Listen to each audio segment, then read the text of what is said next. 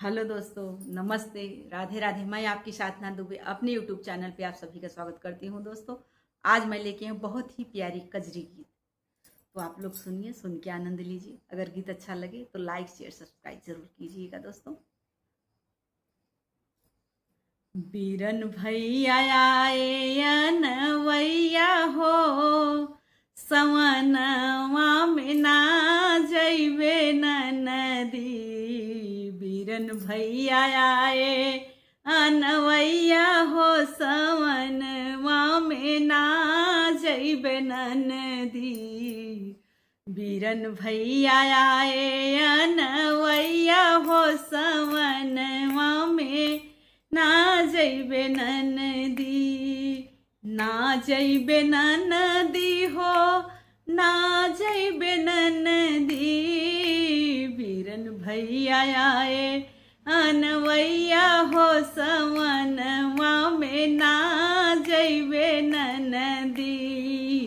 बीरन भैया आए अनवैया हो, सवनवा में ना जैबे नदी।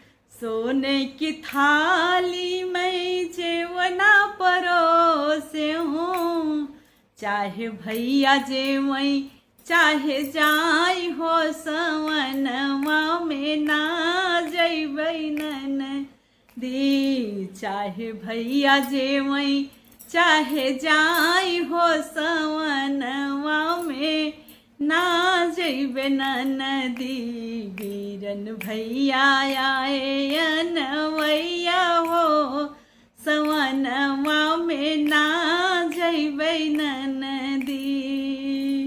झझड़े गेड़ुलवा गंगा जल पानी, झझड़े गेड़ुलवा गंगा जल पानी।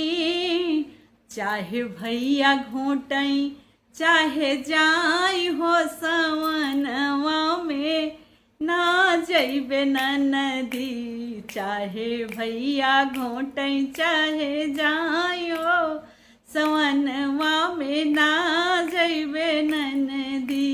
बीरन भैया आए अनवैया हो, सवनवा में ना जैबे नदी। लवंग इलाची के बीरा जोराए, लवंग इलाची के बीरा जोराए। चाहे भैया कूचई चाहे जाई हो, सवनवा में ना जैबे नदी। चाहे भैया कूचई चाहे जाई हो, सवनवा में ना जैबे नदी। बीरन भैया आए अनवैया हो, सवनवा में ना जैबे नदी।